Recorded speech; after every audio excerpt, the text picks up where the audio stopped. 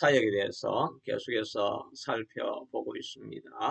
마가다락방에서 성령이 임한 이후에 방언의 역사들이 나타나고 아, 사람들이 놀라운 일들을 경험하기 시작하면서 이 사람들이 취한 것이 아니냐라고 이렇게 말할 때 베드로가 일어나서 많은 군중 앞에서 지금은 오전 9시인데 취할 수가 있겠느냐. 이것은 바로 요엘스에 기록한 것처럼 말세가 되면 내가 성령을 부어주리라고 하신 그 약속이 우리에게 이루어진 것이다 라고 말합니다. 그리고 또 어, 상황을 설명하고 난 이후에는 너희들이 예수 그리스도를 믿어야 구원을 받는다 하는 것을 다윗의 시편의 예언을 통해서 예수님이 죽지 않고 부활하셨다라고 하는 말씀을 통해서 설명을 하게 되어집니다. 그러고 나니까 사람들이 아, 마음에 찔려 회개하게 되어지고 그리고 나서 3천 명이나 되는 사람들이 구원을 얻고 하루아침에 주님께로 돌아오는 성도가 되어진 그런 역사가 일어난 내용을 오늘 본문이 해주고 있습니다. 성령이 이렇게 임하시면 상상할 수 없는 그런 역사가 일어나게 되는 것이지요. 하루에 3천 명 코로나 확진자가 생겨도 온 나라가 소동이 일지 않습니까? 그런데 3천 명이 그것도 예루살렘 성 안에 있던 사람들이 3천 명이 회개하고 신자가 되어지고 새로운 삶을 살게 되니까 사회에 얼마나 큰 충격으로 다가오게 되었겠습니까? 성령이 임하시면 이와 같이 나라가 변하고 도시가 변하고 가정이 변하고 모든 것이 달라지는 것을 보게 됩니다.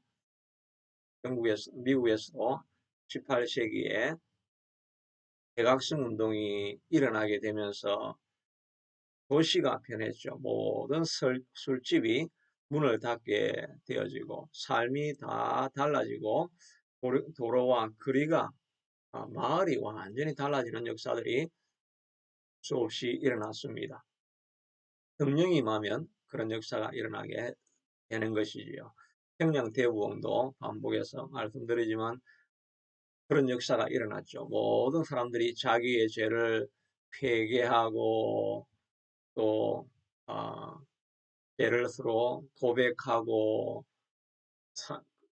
고백할 뿐만 아니라 실제로 나가서 변화된 삶의 모습을 보여주고 하니까 도로에 또 거리가 술집이 사라지고 또 고철집에 많은 고철이 쌓였죠. 몰래 훔치 같은 것들을 다 돌려주니까 새로운 마을이 형성이 되어지고 그것이 전국에 영향을 끼치게 되어서 놀라운 국가가 변하는 역사도 일어나게 된 것을 보게 됩니다.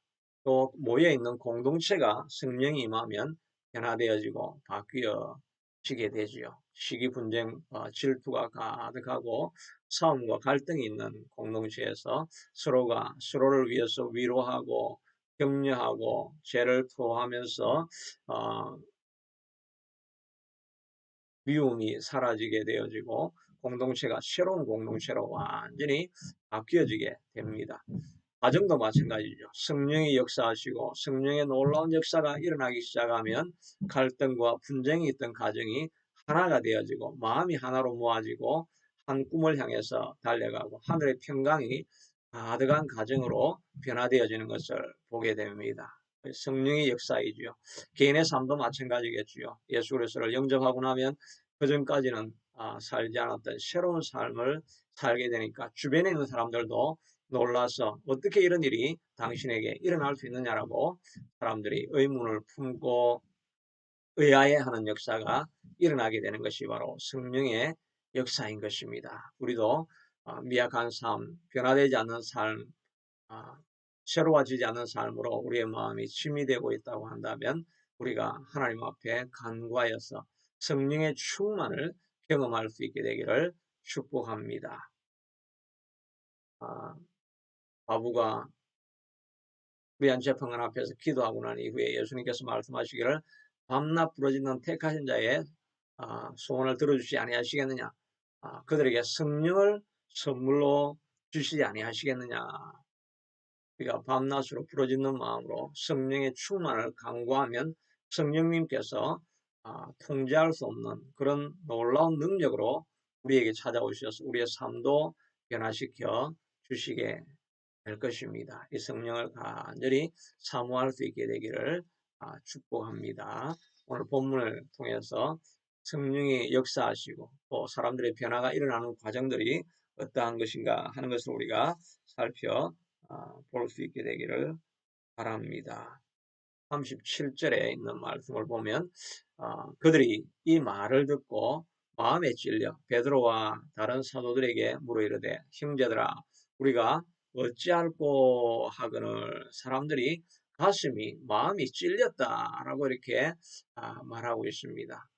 마음을 관통했다는 것이죠. 가슴에 말씀이 꽉 박혀서 사람들이 그 말씀에 어찌할 바를 모르고 고통하는 그런 모습을 보여주게 됩니다. 이것은 바로 베드로의 말을 듣고라고 말하고 있는데 베드로의 설교죠. 베드로가 개인의 간증만을 한 것이 아니었지요. 이렇게 일어난 사건들은 다 예언되어져 있던 내용들이지 않느냐라고 말씀으로 그들을 설명하게 됩니다. 성령이 충만하여서 방언을 하게 되는 것은 요엘서에 이미 말세에 부어주리라고 하는 성령을 에 대한 예언이 있지 않느냐. 또 예수님께서 부활하신 것에 대해서는 다윗이 이미 그의 시편을 통해서 너의 몸이 썩지 아니할 것이다 라고 말하여서 이미 부활할 것을 예언해 놓았던 것이 이루어진 것이 아니냐라고 하면서 말씀을 가지고 그들에게 잘 설명을 해주게 되는 것입니다. 그러니까 하나님의 말씀이 살아있고 말씀이 능력이 있어서 말씀이 들어가는 곳에는 사람의 심장을 찌르는 그런 역사가 일어나게 되는 것을 보게 되는 것이지요. 그래서 우리도 아무리 사람이 말씀을 받아들이지 않을 것 같고 그런 마음이 있다 할지라도 하나님 말씀 자체가 살아있기 때문에 우리가 해야 될 일은 말씀을 그대로 선포하는 일을 해야 할 것입니다. 하나님의 말씀은 히브리서 4장 12절을 보면 살았고 운동력이 있어 좌우에 날선 어떤 검보다 예리하여 영과 혼과 관절과 골수를 찔러 쪼개기까지 하신다라고 말하고 있습니다. 우리 몸의 깊은 곳에 있는 것이 바로 뼈지요. 뼈보다 더 깊은 곳에 있는 것이 뼈 안에 있는 골수입니다. 하나님의 말씀은 우리를 치료하시고 우리 안에 있는 문제를 해결하시는데 피부에 난 문제뿐만 아니라 또 근육에 있는 문제뿐만 아니라 뼈의 문제뿐만 아니라 뼈 안에 있는 골수에 있는 문제까지라도 우리 하나님의 말씀은 해결하는 능력이 있다는 것입니다. 가장 근본적인 문제를 지적하고 또 가장 근본적인 원인을 발견해서 그 문제를 해결해주는 그런 권능이 있는 것이 하나님의 말씀인 것입니다. 이 세상의 모든 환란과 문제와 갈등과 어려움들이 일어나는 이것에 대해서 세상 사람들은 정치적으로, 사회학적으로, 경제학적으로 문제를 풀어보려고 합니다. 의사에게 찾아가도 마음의 병이 있는 사람들은 정신과적으로 이렇게 문제를 풀어가려고 합니다.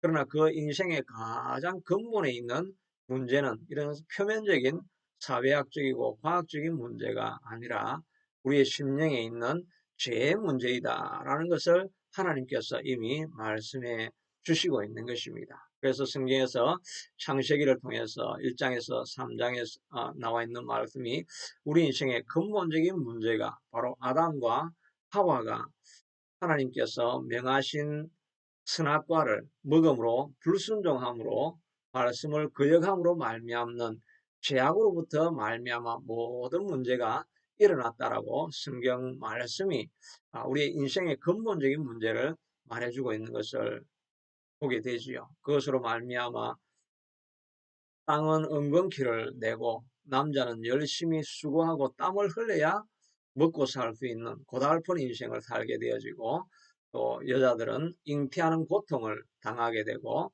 또 남자 여자 간에도 갈등이 일어나게 될 것을 말하고 미움과 시기와 질투가 일어나게 될 것을 말해주고 있습니다.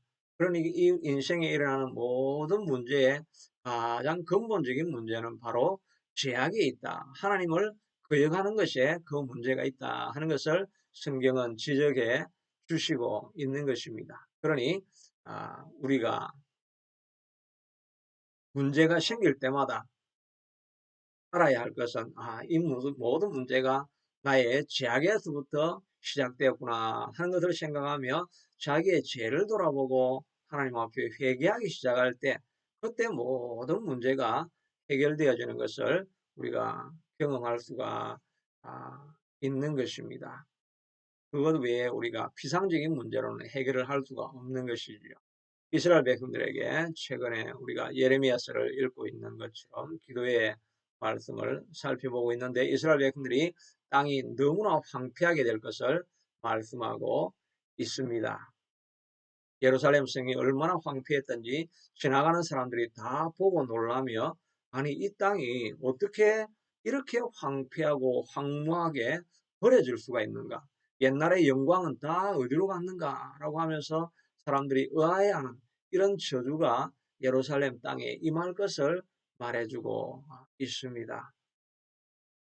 그것은 우리가 역사적으로 살펴보면 바벨론이 흥왕하게 되어지고 또 그 나라의 왕들이 권세를 잡고 함으로 말미암아 제국을 확장하기 위해서 결국은 예루살렘과 유다 땅이 세력이 약하니까 힘이 약하니까 정복을 당하게 되고 예루살렘 성벽이 완전히 무너지게 되었다라고 역사적으로 그렇게 볼 수 있을지는 모르지만 예레미야서에서 계속해서 말하고 있는 것은 이 모든 일 뒤에서 역사하고 있는 일은 하나님이신데 이스라엘 안에 우상을 섬기고 몰록신을 섬기면서 자녀를 불태워 제물로 바치고 하는 이런 극악한 죄악들 때문에 죄 때문에 하나님께서 그들을 바벨론을 보내서 심판하시는 것이 역사라 하는 것을 보여주고 있는 것입니다. 그러니 민족의 가장 큰 문제도 바로 죄 때문에 일어나는 것이라는 것을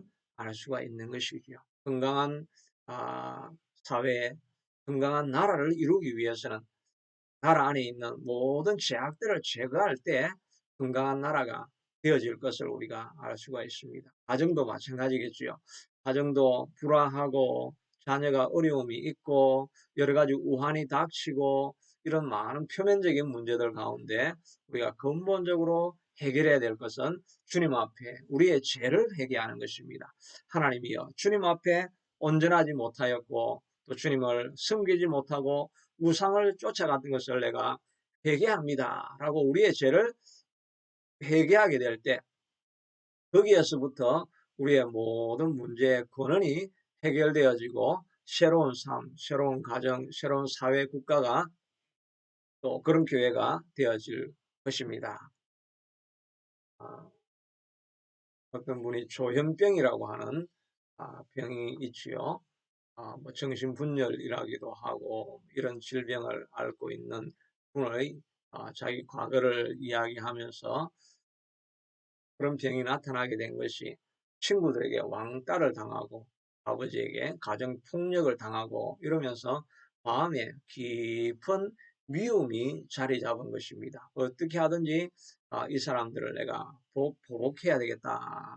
이 마음을 가지고 늘 있으니까 그 당한 상처를 늘 생각을 하면서 원수 갚을 것만 생각하니까 그 삶이 온전해지지 못하고 결국은 환상을 보고 환청을 듣고 하는 정신적인 혼란에 빠지게 되어집니다. 그런데 그분이 예수 그리스도를 영접하게 되어지고 말씀을 읽다가 말씀에 내 원수를 사랑하라는 이 말씀을 묵상하고 그 말씀이 마음에 부딪혀 와서 늘 생각하다가 내가 이 지나온 모든 나를 고통 가운데 있게 했던 사람들을 다 용서해야 되겠다라고 생각을 해보니까 그 사람들도 나름대로 사람들의 문제가 있어서 그런 일이 일어났구나 하는 것을 이해하게 되어지고 그들을 용서하기 시작하면서 그의 질병이 회복되어졌다는 것을 보게 됩니다.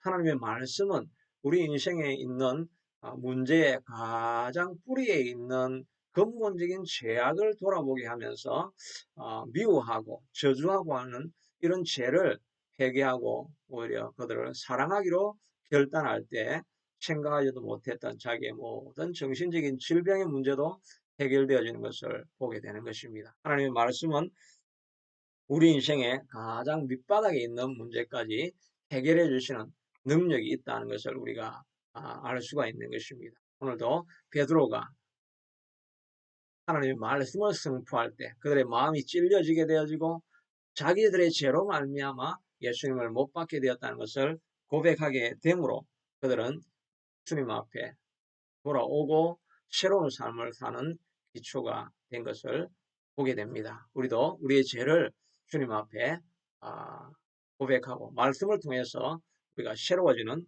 역사가 있어야 할 것입니다.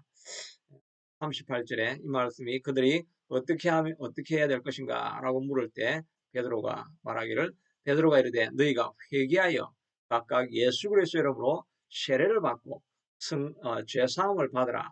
그리하면 성령의 선물을 받으리라고 말씀하고 있습니다.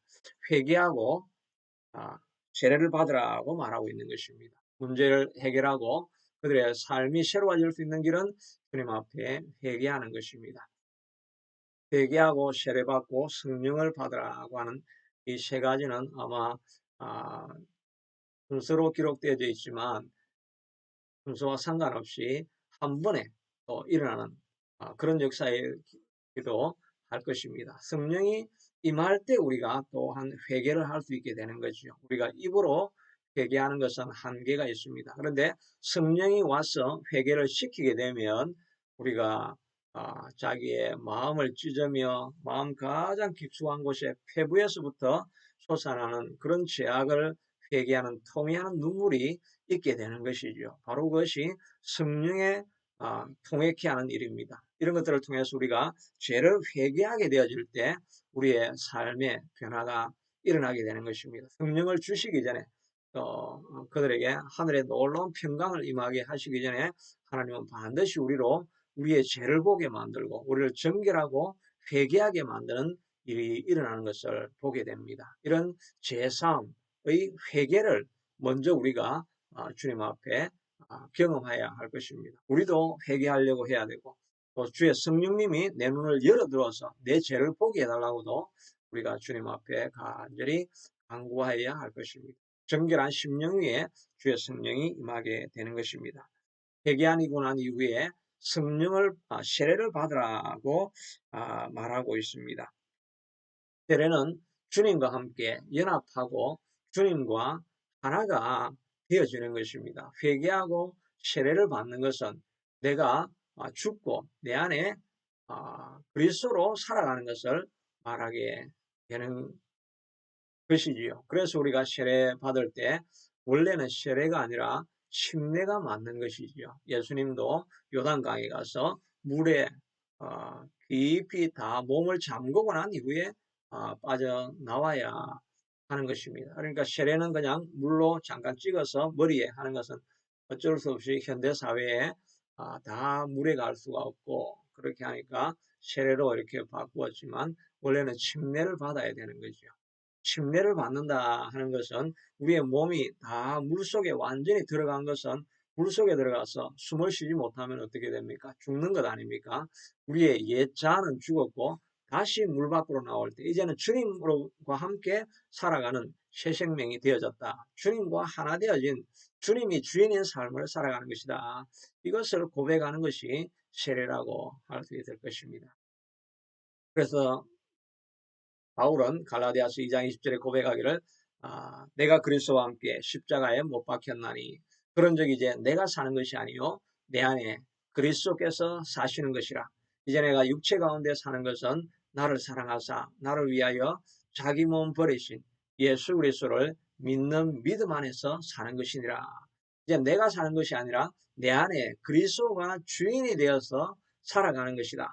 그리고 주인이 하실 일에 대해서 믿는 믿음으로 살아가는 것이 내 삶이다 라고 말하고 있는 것입니다. 우리는 주님 안에서 다 죽었고 주님 안에서 새로운 주님이 살아가는 인생이 우리 인생인 것입니다. 우리가 주인이 아닌 것입니다. 우리가 수치를 당할까, 또 낙심할까, 우리가 망할까, 우리 자신이 다 두려워하는 것은 내가 주인이기 때문에 내가 망하면 내가 아니라 예수님이 망하는 것이고 수치를 당하면 예수님이 수치를 당하는 것이라고 내가 새로운 존재라고 생각하게 되어지면 내 자존심이나 이런 것은 문제가 되어지지 않는 것이죠. 이제는 내가 사는 것이 아니라 내 안에 예수 그리스도께서 사시는 것입니다.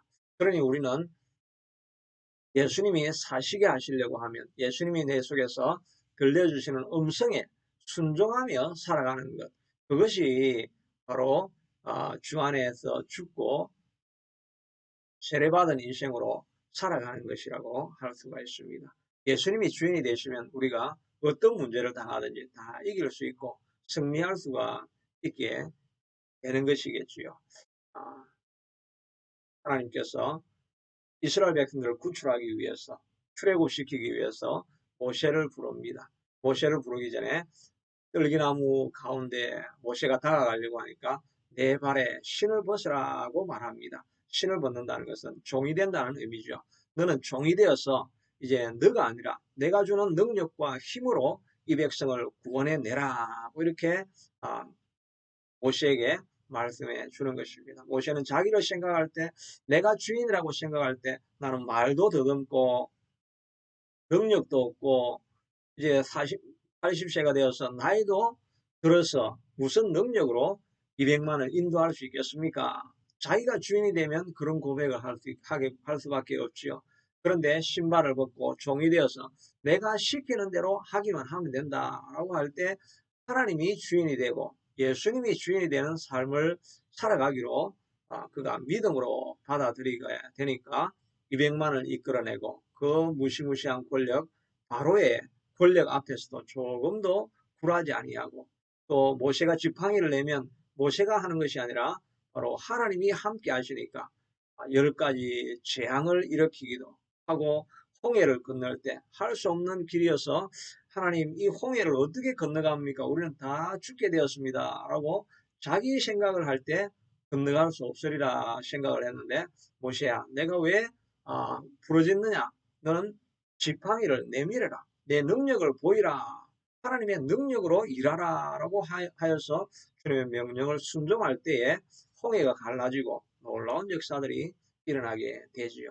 여호수아도 정복해야 될 땅이 가득하여서 수많은 군대와 마병과 경관 요새화된 성들이 가로막고 있었지만 자기 힘으로는 그 성을 무너뜨릴 수 없습니다. 전쟁하러 가기 전에 하나님의 군대 장관이 나타나서 내 발에 신을 벗으라고 말합니다. 너는 나의 종이 되어서 내가 시키는 대로 순종하기만 하면 승리할 수 있을 것이라. 그 약속의 말씀을 듣고 그는 여리고성을 만납니다. 자기 생각으로는 어떻게 문을 부수고 들어가야 승리할 것 같지만 하나님께서 약속하신 것처럼 그저 7바퀴 돌아라. 마지막 날은 7바퀴를 돌아라 하는 그 약속의 말씀을 붙들고 주님이 주인이 되어서 순종하며 걸어갔더니 여리고성도 무너지고 남방 연합군도 물리치고 메론 물가에서 북방 연합군들도 주님이 약속하신 대로 그대로 하니까 물리치게 되는 것입니다. 그리고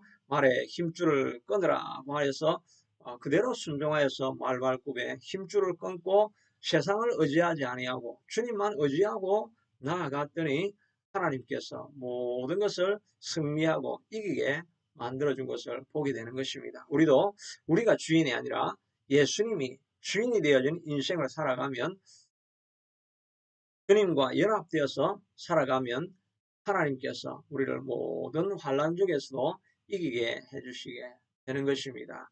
옛날 그림에 보면 한 항해사가 키를 잡고 있고 그 뒤에 바로 예수님이 있는 모습이 보이죠. 어릴 때는 그게 무슨 그림인가 하고 의미를 다 이해하지도 못하고 보았지만 이렇게 말씀을 가지고 이렇게 생각해 보면 항해사가 거친 바다를 지나갈 때 풍랑이 일 수가 있고 큰 파도가 일어날 수 있고 예상하지 못한 일도 있지만 그 키를 잡고 뒤에서 조정하시는 분은 바로 예수님이 함께하고 있다고 할 때 우리가 어떤 항해도 어떤 어, 바다의 풍랑도 이길 수 있게 된다는 것을 우리가 알 수가 있게 되는 것이죠. 우리 힘으로는 이 험난 세상 이길 수 없지만 주님이 주인이 되어서 주님께 순종하는 마음으로 살아가면 우리가 어떤 항해든지 살아가고 이기고 승리할 수 있게 되는 것을 알 수가 있는 것입니다.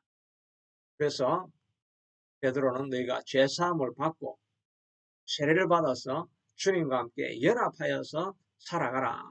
그래야만 너희가 성령을 선물로 또한 받게 될 것이라고 말하고 있는 것입니다. 우리는 이미 성령을 받은 사람들이 많기 때문에 또 받지 못한 사람이라고 한다면 그리스도를 주인으로 영접하고 세례를 받을 때 성령과 함께 살아가는 새로운 인생이 될 것을 우리에게 말씀해 주시고 있는 것입니다. 그 이후에 39절에 베드로가 그들에게 다시 말씀하고 있습니다. 이 약속은 앞에서 회개하고 죄사함을 받고 세례를 받고 성령 충만을 받으라고 받으리라고 하는 이 약속은 너희와 너희 자녀와 모든 먼데 사람 곧 우리 하나님이 얼마든지 부르시는 자들에게 하신 것이라 하고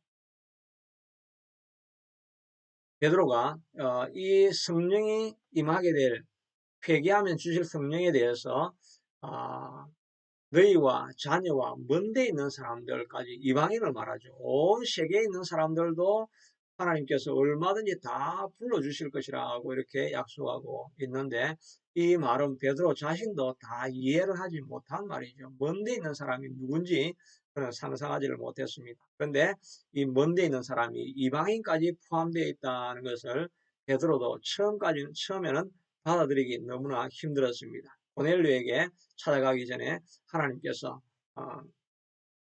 위에서 보자기를 내려가지고 불결한 짐승, 부정한 짐승을 먹으라고 할 때 베드로가 내가 절대 못 먹습니다 하니까 내가 정결하게 한 것을 내가 왜 부정하다고 하느냐 받아 먹으라 이 말씀을 듣고 있을 때 고넬료의 종이 와서 그를 초청한 것을 보게 됩니다. 고넬료는 로마의 백부장이지 않습니까? 이방인입니다. 또 지배자 나라의 장수가 아닙니까?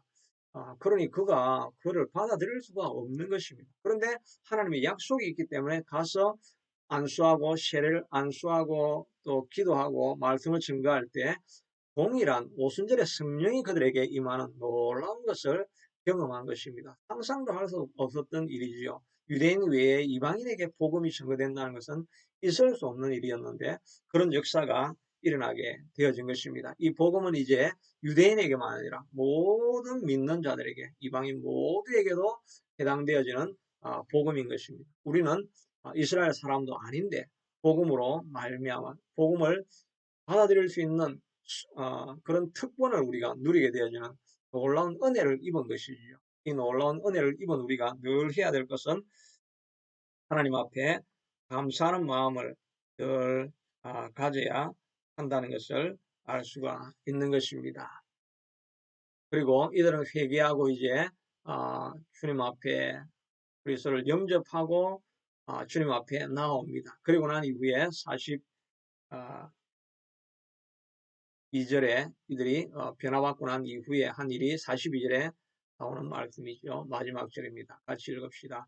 그들이 사도의 가르침을 받아 서로 교제하고 떡을 떼며 오로지 기도하기를 힘쓰니라고 말하고 있습니다. 이들은 이 복음을 받아들이고 난 이후에 혼자 있은 것이 아니라 그들은 가르침을 받고 양식을 계속해서 공급받을 뿐만 아니라 그리고 사랑의 교제를 나눕니다. 그리고 나서 한 일이 이들은 오로지 기도에 힘썼다라고 말하고 있는 것입니다. 우리가 새 생명을 받고 난 이후에 양식을 공급을 받아야 됩니다. 양식을 공급받지 않으면 우리가 더 버티고 살아갈 수가 없는 것이죠.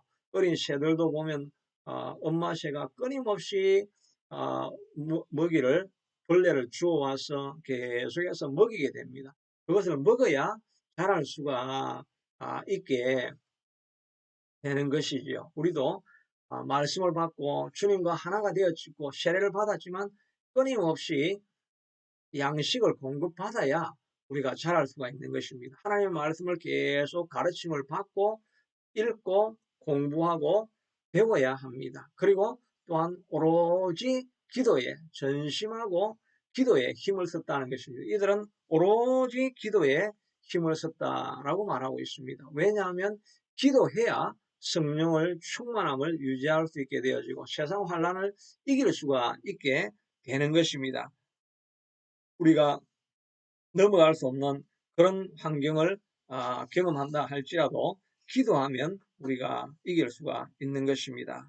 여호사밧은 갑자기 새 연합군이 찾아와 가지고 전쟁하려고 합니다. 길도 없고 이길 힘도 없고 병력도 없고 아무것도 없어서 뭐 죽을 수밖에 없는 상황입니다. 그럼에도 불구하고 여호사밧은 하나님께 나아가지요. 하나님 앞에 나아가서 온 백성이 금식하며 도움을 간구합니다. 그러자 선지자가 일어나서 이 싸움은 너희에게 속한 것이 아니라 내가 직접 나아가서 싸우리라고 하고 그 다음날 찬송가를 준비해서 찬송가대를 통해서 여호와는 인자하시며 그의 자비하심이 영원함이로다 라고 선포하고 나아갈 때 그 적들이 서로 혼란에 빠져서 자멸하는 역사가 일어나게 되는 것을 보게 되지요. 기도하면 우리의 원수들, 우리 앞에 있는 큰 산들도 다 무너지게 되어 있는 것입니다. 기도하며 나아가면 반드시 이기게 되는 것입니다. 기도하면 세상을 이길 수 있고 넘을 수 없는 문제도 넘어갈 수 있게 되어지고 큰 산도 뚫고 지나갈 수 있는 능력과 힘을 얻게 되는 것입니다.